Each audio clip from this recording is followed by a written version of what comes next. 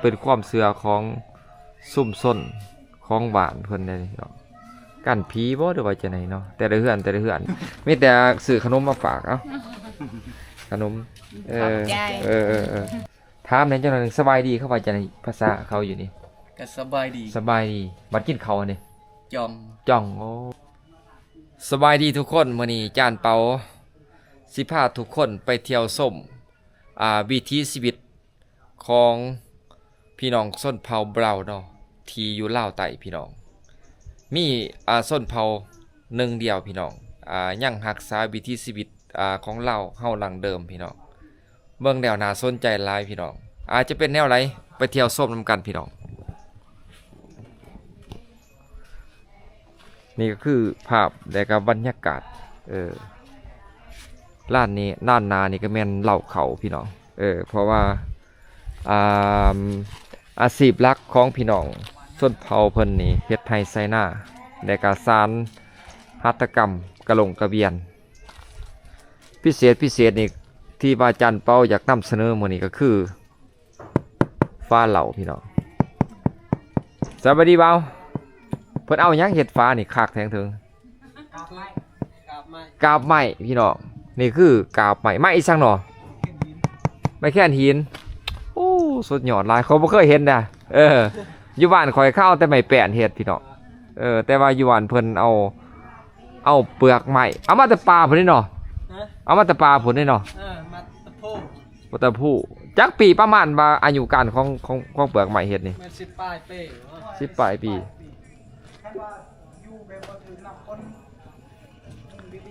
โอ้ยคันบ่ถึงน้ำถึงฝนหักษาไว้ดิประมาณ4-50 ปีพุ่นน่ะ60 ปีเซนคนหนึ่งกับโวพูแม่นบ่อาชีพหลักเพิ่นก็คือเฮ็ดไร่ไซนาและก็อาชีพสำรองนี่ก็แม่นไม้เหี้ยเนาะไม้ปองคือเนาะเขาเอามาเฮ็ดอันนั้นได้นี่สายกระหลงกระเบียนเฮ็ดหวนเนาะนี่คือหมู่บ้านของเพิ่นพี่น้องเพิ่นยังคงรักษาวิถีชีวิตแบบลาวหลังเดิมเฮาโอ้เห็นแล้วประทับใจเนาะมวยใบตองกุ้งบ่ใบสะโอ้แต่ข้าวขอยังหน่อยขอก็อยู่อีกสิได้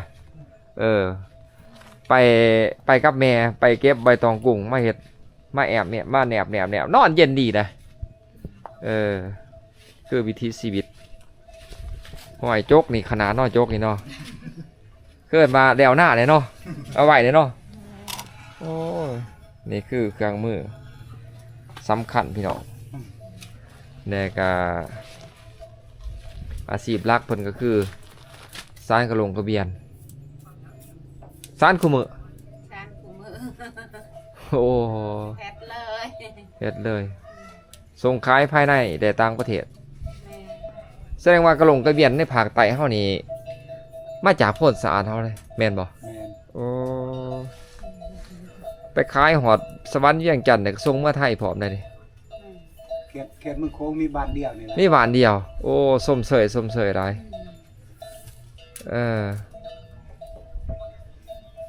มิดแสดงว่าขั้นตอนนี่ก็แม่นกาเกี่ยมตอกแม่นบ่โอ้เสียวซ่านขนาดซ่านหัวใบเท่าไรหัวนี่ซ่าน6,000ขายส่งเนาะ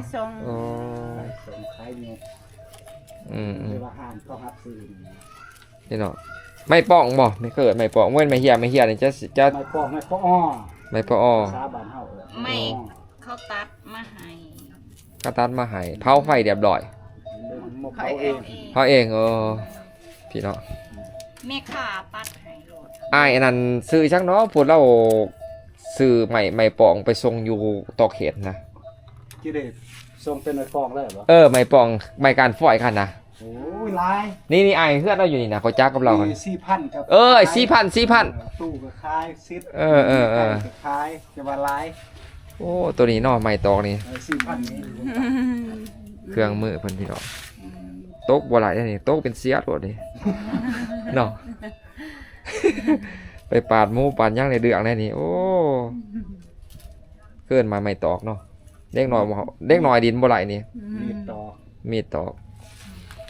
โตซานแถวมีอยู่บ่ บ่ มีกระแดงแสดงว่ากำลังเขาหน้าเนาะเขาหน้าของว่านี่ แม่ โอ้แสดงว่าวิถีชีวิตเฮาอยู่นี่อาชีพหลักคือเฮ็ดหน้าได้การซาน แม่ กระลงกระเวียน แม่ ตอนนี้เป็นเฮ็ดหน้าแล้วเนี่ยก็แสดงว่ากลับมาเฮือน อืม ได้การซานกระลงกระเวียน แม่ ขายอย่างเดียว ยามนี้ผู้เขาอยู่หน้าเขาก็อยู่หน้าด้ว เออ เขาก็เฮ็ดอยู่หน้า แม่น เขาอยู่หน้า คักมื้อนี้ขอบใจเด้อที่ว่าให้เบิ่งวิถีชีวิตแต่ก็เบิ่งวิธีการจักตอกจักหยังนี่คันบ่ซ้ำหน้าแน่เฮ็ดบ่ไหลได้นี่เออ แม่ บ่มีหยังมาตอดเด้อมื้อนี้เด้อมีแต่ซื้อขนมมาฝากเอ้าขนมแบ่งกันกินพี่น้องเอาไปเบิ่งไปก่อนเด้อไปเบิ่งแท่ไหนก็วันนี้วิถีชีวิตเฮือนดังต่อไปพี่น้องโอ้เฮ็ดเฮือนก็มีนะกาวใหม่อันนี้นี่เพื่อนหินนี่ สมชื่อว่าเป็นหมู่บ้านซันกระลงกระเบียนพี่น้องไปนำกันพี่น้องไปเบิ่งข้างนั้นเนาะแต่ว่าเบิ่งเนี่ยก็ซึมซับถึงเรื่องเล่าวในอดีตพี่น้องเพราะว่าจานเปาก็เคยผ่านจุดนี้มาเนาะเคยดำรงชีวิตวิถีลาวเฮาหลังเดิมประมาณ 3-40 ปีหลังกับแบบนี้พี่น้องนี่คือวิถีชีวิตสบายดีแล้ววะน่ะแล้วนะข้อถามเนี่ยเขานี่คือว่าบ่เห็นเข้าไปใส่เบิดอ่ะเมื่อหน้าอยู่หน้าอย่าง เมื่อหน้าบ่น้ำทันแดดบ่คือเอิ้นมาส้นเผาอย่างนี้ ส้นเผาเปล่าเปล่าบ่ให้ฟังแน่สบายดีเข้าไว้จังได๋ก็สบายดีบ่คือกันโอ้คือกันเนาะมันมีซับแบบน้ำซับกันไปไปกินข้าวอันนี้กินข้าวจ้องโอ้จ่องโอ้แสดงว่าเพื่อนทานของพี่น้องส้นเผาเปล่านี่เพิ่นย้ายถิ่นฐานมาอยู่นี่บ่ดื้อว่า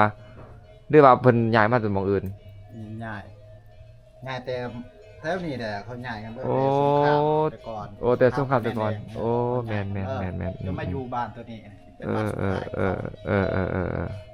จ่องเนาะกินข้าวเนาะขอบใจเด้อ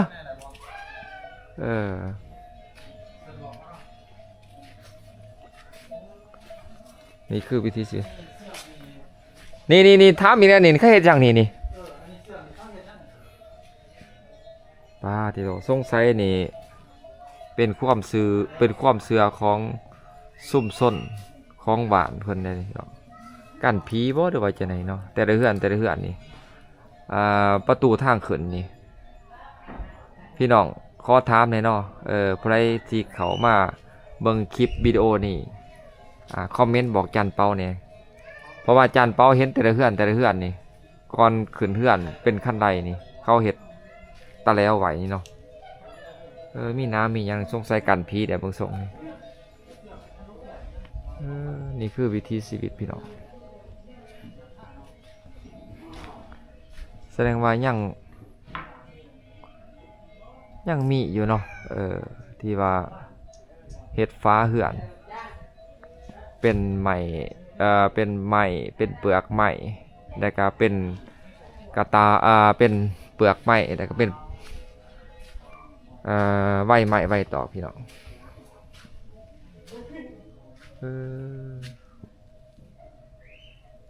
วิถีชีวิตเขาพี่น้องเอาไปเบิ่งลานนั้นนำกันพี่น้องจันเป้าคิดว่าพี่น้องที่ว่าคนลาวไปอยู่ต่างประเทศเนาะบอกว่าจะเป็น USA หรือเปล่าฝรั่งเศสจันเปาคิดว่า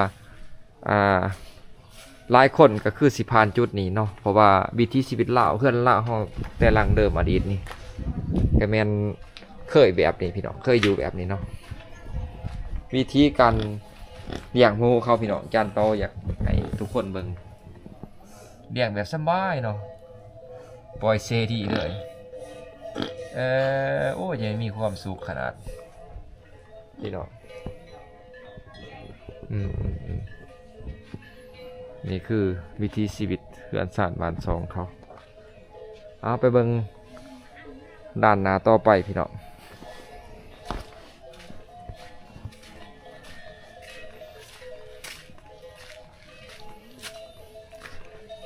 โอ้น้ำออกบ่อก็มีเนาะ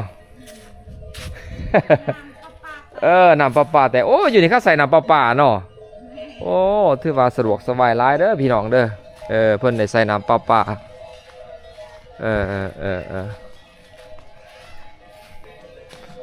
ไปเบิ่งด้านใน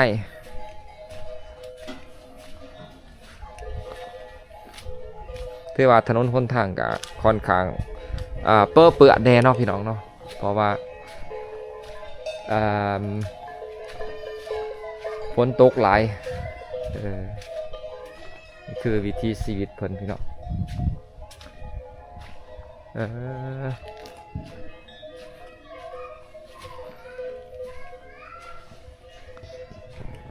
มีไฟฟ้ามีน้ำประปาเด้อพี่น้องเด้อเครื่องอำนวยความสะดวกมีครบเนาะ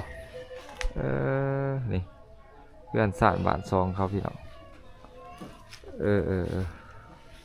มีห้องน้ำอยู่เนาะถือว่าลานสาธารณสุขนี่ก็เขาถึงอยู่เนาะเบิ่งเพื่อนสานบ้านซองพี่น้องยามเวลานี่ก็ค่อนข้างบ่มีคนแน่เนาะเพราะว่าเพิ่นไปเฮ็ดไห้ไซนาเบิดเพิ่นยังบ่ทันเข้ามาเนาะสบายดีแม่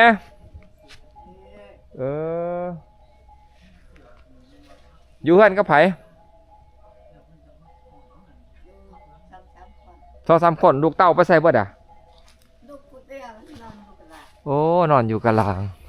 โอ้เพิ่นนอนดินโทรศัพท์อยู่เนาะเห็นหน้าแล้วบ่ฮะแล้วสบายเนาะไหมเนาะ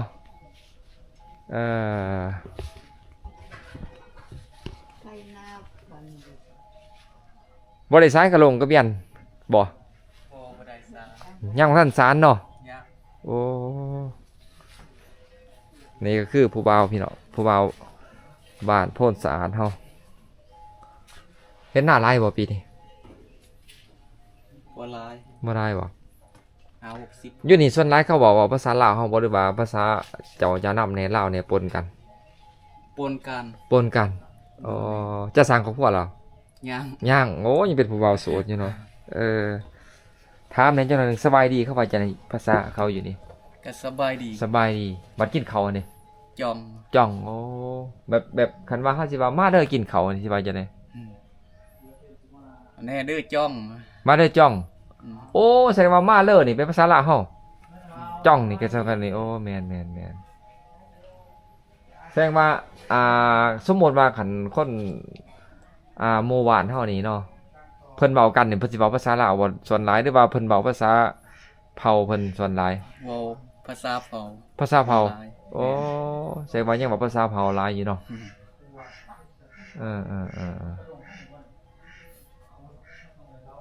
บ่ได้เมื่อหน้าบ่ได้เมื่อหน้าอยู่บ้านอย่างเดียวโอ้แสดงว่าจะอยู่กับยายเพิ่นแม่นค่าเลี้ยงหมูนี่เข้าไปเอาไปใส่เบิดอ่ะแต่เก่าคือว่าหมูหลายแท้อยู่หน้าโอ้แสดงว่าพี่น้องเฮานี่อยู่เวลาเฮ็ดหน้านี่ก็แสดงว่าพากันหอบเมื่อหน้าเบิดแม่นเอาหมูไปอยู่หน้าแม่นแล้วก็ไม้ตอคอกตาไม้ป่องซานกระหลงกระเบียนนี่ก็แม่นอยู่หน้าเบิดไปซานอยู่พุ่นโอ้ขย้อนมาขอยางไปยางหลอกบ่เห็นเขาซานอยู่บ้านยามแดงมาเข้ามาซานอยู่บ้านบ่โอ้สิได้มาใหม่เด้เพราะว่ามาสิมาซานมาเบิ่งข้าวสารกระตากระหลงกระเบียนโอ้แสดงว่าข้าวสารยามแดงเนาะยามแดงหลายยามนี้บ่หลายไปก่อนเด้อโชคดีเขาว่าจะในภาษาเจ้าโชคดีคือกันโชคดีไปก่อนเด้อเนี่ยกอกเยอะฮะกอกได้เยอะกอกไรเยอะกอกกะเลาะโชคดีกอกได้เยอะกอกไรเยอะแสดงว่าไปก็เด้อโชคดีแม่นโอ้กอกไรเยอะเด้อขอบใจพี่น้องที่ว่าประทับใจหลายเนาะได้ก็ตื่นเต้นที่ว่าจานเปาได้มาเที่ยวส้มบ้านเพิ่นที่ว่าพี่น้องส้นเผาเพิ่นโอ้อัธนิสัยดีเนาะ เว้านัวหัวมวนถือว่าพี่น้องเพิ่นนี่ใจดีพี่น้องถึงว่าสภาพแบบล้อมแต่ว่าท่าหน้าบ่ดีปานใดเนาะการเป็นอยู่แต่ว่าจิตใจนี่เกินร้อยพี่น้องวิถีชีวิตไปเบิ่งนำกันพี่น้องเหตุผลที่ว่าค่อนข้างบ่มีคนเนาะเพราะว่าเพิ่นเมื่อให้เมื่อหน้าเบิดพี่น้องย่างจนเมื่อยจะคอยเห็นคน1 2คนเนาะถึงหมูม้าเป็ดไก่แต่ก็แล้วก็ไม่ป่องไม่แป้งนี่เอาเมื่อวัดเอาเมื่อซานอยู่หน้าพุ่นพี่น้องซานแต่ก็ทรงขายโอ้นี่พี่น้องไฮไลท์เด้อนี่แสดงว่าคนบ่อยู่แหละจังซี่นี่นี่โอ้โหจันเป้าขึ้นหอดข้าวเป็นเด็กหน่อยพี่น้องนอนอยู่ไฮอยู่หน้านี่คันว่าจะคล้องนี้ก็ต้องเฮ็ดจังซี่ไว้พี่น้องเป้าปึ้มมีคนอยู่บ่มีคนอยู่พี่น้องฟ้าเฮือนเพิ่นก็เป็นฟ้าใหม่ยังเป็นใหม่คือเก่าพี่น้องแต่ก็เป็นฟ้านี่เปลือกใหม่พี่น้องเป็นเปลือกใหม่เบิดอันนี้นี่แล้วก็ใบตองฟ้าใบตองเนาะแต่ก็คือวิธีชีวิตเขาไปร้านในพี่น้องไปเบิ่งร้านในพี่น้องเพิ่นบาเพิ่นเฮ็ดดิฉังต่อนะไปเนาะแล้วเพิ่นลำให้ลำหน้าเดี่ยวแต่สิมีคนเขามาอยู่บ้านอยู่บ่ย่างจนเมื่อยพี่น้องย่างไปเบิ่งหมู่บ้านเขาบ่พอคนในหมู่บ้านหนึงนี่ขอถามเนี่ยเริ่มถามนี่มีจักครอบครัวเนาะอยู่ในหมู่บ้านเฮานี่400โอ้400พุ่นน่ะ400ปลาย400ป้ายเฉพาะพี่น้องส้นเผาให้เด้แม่นป้าติโต400ครอบครัว400กาตกอยู่จำนวนพ่นนี่ก็ประมาณเป็นพันพุ่นแม่นบ่แม่นยะรถไถนาพี่น้องตะกี้นี่ไถคุ้ยแต่เดี๋ยวนี้ไถนาเอารถไถเนาะนี่พี่น้องคุ้ยจีนเขาเอิ้นเนาะบ้านจะเอิ้นจะได้รถไถบ่นี่รถไถคือกันบ้านเขาเอิ้นคุ้ยจีนนั่นนี่ รถไถนาพี่น้องวิถีชีวิต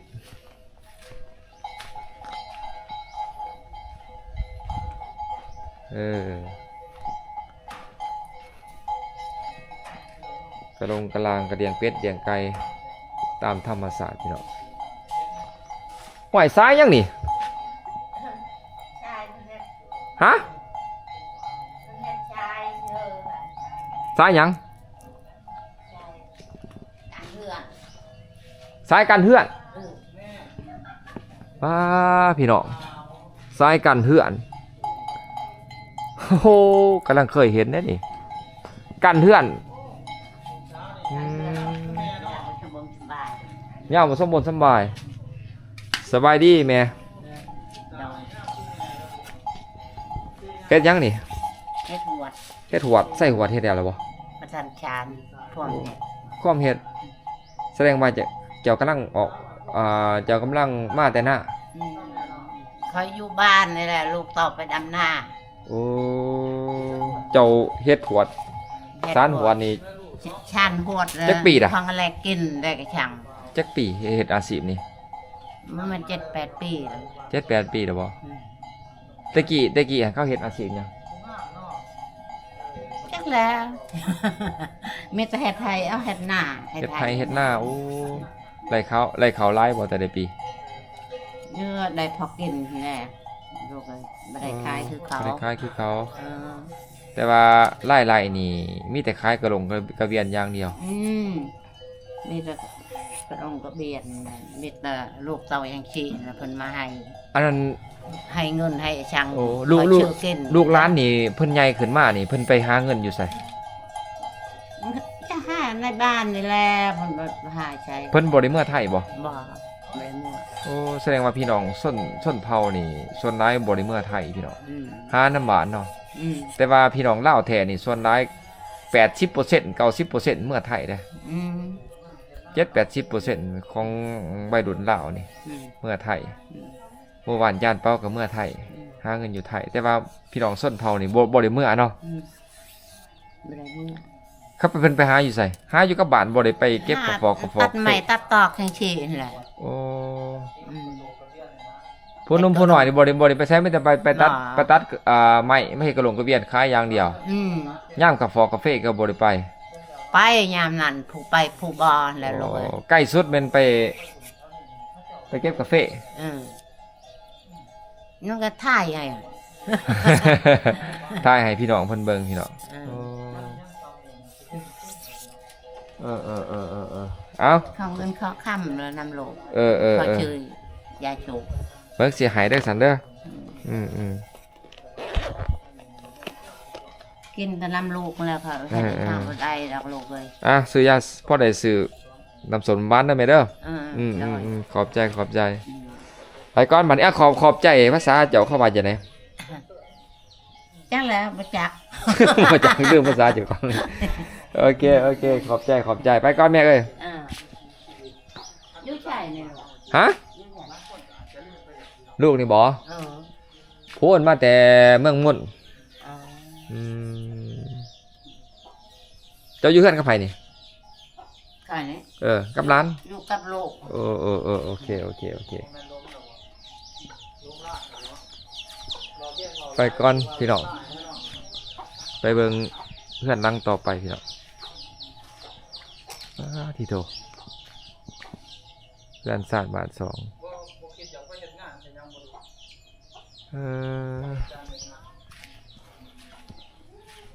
บ้านเขานี่ยังมีหน้าป่าได้พี่น้องดีกว่าบ้านจานเป้าอีกหน่อย บ้านจานเป้านี่ยังใส่น้ำกอกอยู่โอ้ยน้ำใสดีพี่น้องรอไปพี่น้อง400ครอบครัวพี่น้องส้นเผาเพื่อว่าหลายสมควรเลยพี่น้องสภาพเนาะสภาพแบบหลอกBTC โอ้คือถอนข้าวยังหน่อยเด้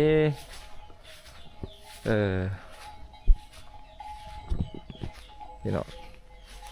ซ่านเฮือนครัวซ่านกับแบบเล่าดังเดิมแบบบ้านจานเปาข้าวยังหน่อยแบบเดียวกันพี่น้องเมื่อวานนี้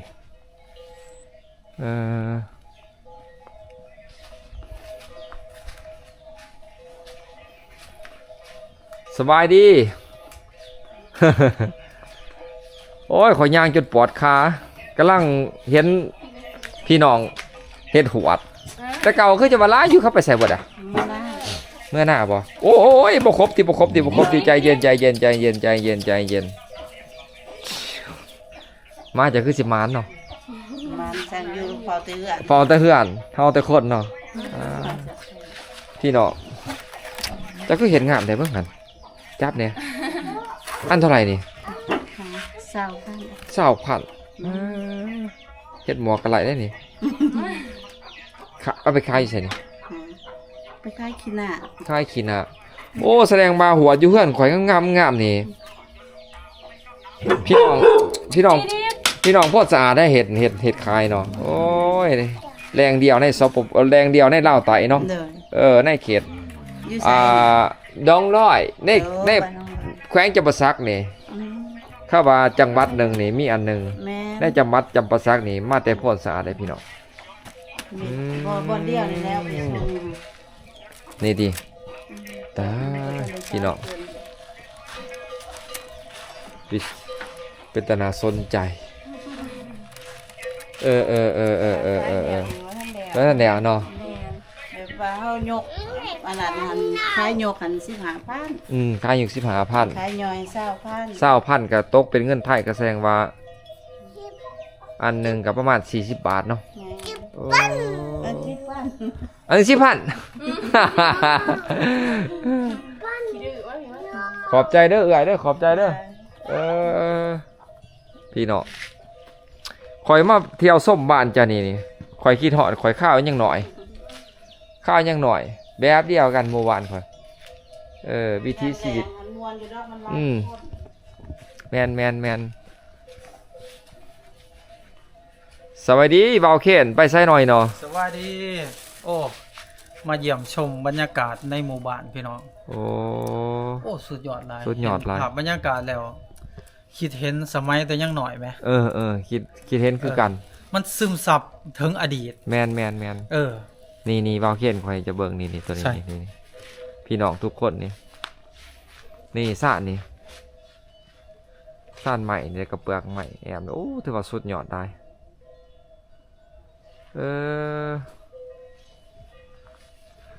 สิพาพี่น้องไปเบิ่งเพื่อนดังหนึ่งที่ว่าเขาก็ซ่านอยู่บ่อยู่หั่น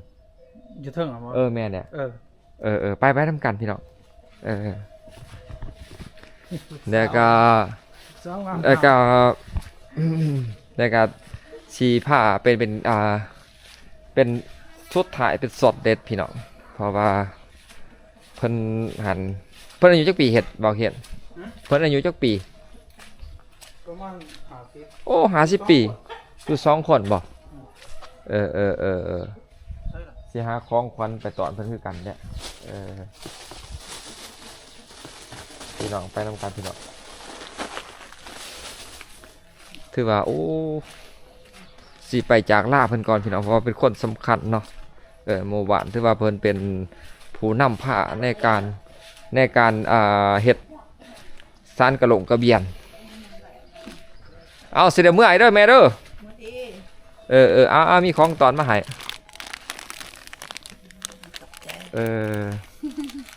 ขอบเฮ็ดกะหลงกระเบียนน้ำเขาบ่เจ้านี่ แม่น ตายยังแข็งยังแห้งอยู่เนาะเอาลูกสาวบ่ได้เฮ็ดนำบ่ ดูใช้การเฮ็ด การเฮ็ด ไรคือการเฮ็ดแต่ธรรมชาติสิ เจ้าบ่ได้ไปเฮ็ดให้เฮ็ดนานํเขาบ่ บ่ อาชีพหลักก็คือเฮ็ดสารกระหลงกระเบียนอย่างเดียวเนาะที่โตว่าไปจูดไฟนี่ลังไฟลังอันนี้ขนาดได้นี่ย้อยนี่ไปห้างโลกไก่เด้อนี่บ่ ห้องไก่ขึ้นมีไก่ จะเฮ็ดมาได้จักปีด่ะสารกระหลงกระเบียนนี่ หลายปีเลย หลายปีเนาะโอ้อยู่2 คนนี่ ตั้งแต่น้อย แต่แต่15-16 ปีฮอด50 ปี โอ้30-40 ปีเนาะคือ30-40 ปีประสบการณ์เซล่ารวยภาพบรรยากาศนี่เด้อพี่น้องเด้ออย่าลืมกดติดตามทั้ง2ฝรั่งเที่ยวลาวขอบใจภาษาจะว่าจังได๋ ขอบใจคือกัน ขอบใจคือกัน เมื่อก่อนเด้อนี่เขาว่าจังได๋ จืดก่อน ฮะ ความคอยหัน จืด เจอบ๊ายบายเจอ